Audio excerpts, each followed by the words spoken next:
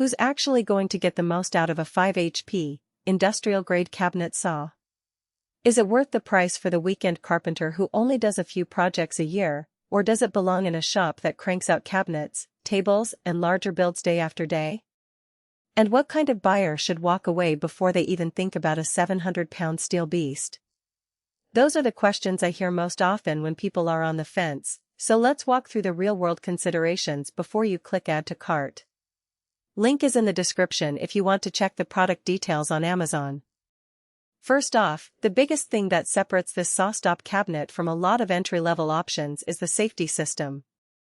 The SawStop technology actually stops the blade within milliseconds when it senses skin contact. In a busy shop where apprentices are learning, or when you're juggling multiple cuts and the occasional distraction, that safety net can mean the difference between a close call and a serious injury. It's not a gimmick, it's a built-in stop that has saved lives in commercial settings, and the fact that it's integrated into a 5 HP, 230V unit means you're not compromising on power to get that protection. But that safety system isn't the only thing that makes this saw feel industrial. The cabinet is constructed from almost 700 pounds of iron and steel, and the ride-over design gives it a massive, rock-solid feel. When you're ripping a 12-inch board at full throttle, the whole machine hardly vibrates. That rigidity translates into cleaner cuts, especially when you're pulling long, continuous rip cuts on sheet goods or hardwood panels. The 52-inch Tglide fence and the rail extensions also hold up under that kind of pressure. They glide smoothly and stay square even after hours of use. In my own shop, I've set the fence up for a series of tabletops, and the fence held its line without any drift, which saved me from having to trim the edges later. Now, let's talk about the practical downsides. The first is space.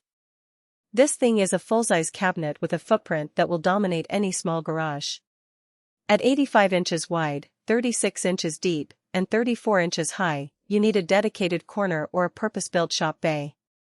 If you're working out of a rented basement or a portable workshop, you'll have to factor in not only the floor space but also the 230V single-phase power requirement.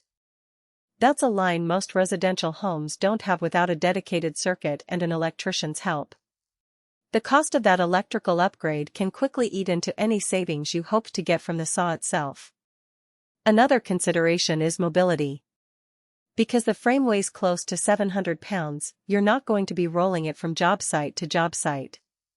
It's designed to stay put, which is great for stability but terrible if you need to move it often. Some users have rigged dollies or custom pallets, but that adds extra hassle and expense.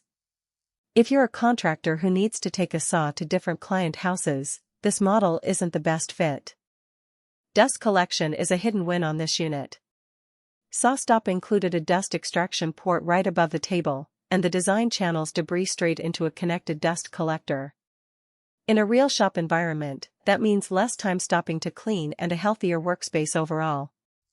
I've run a shop vac through the port while making a batch of cabinet doors, and the dust plume stayed well under control, nothing like the clouds you get from a lighter bench saw.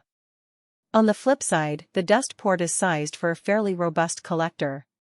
If you only have a small shop vac, you might not get the full efficiency the system promises, and you could see some dust escaping into the air.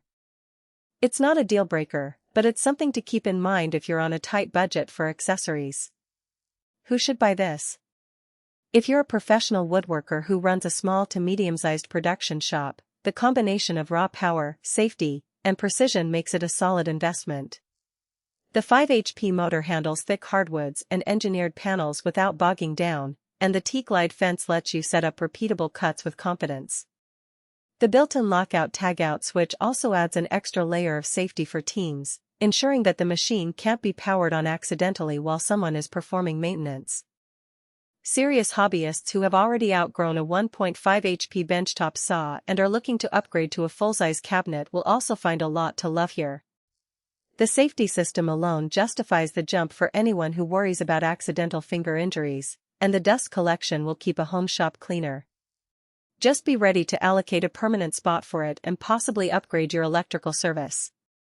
Who should skip it?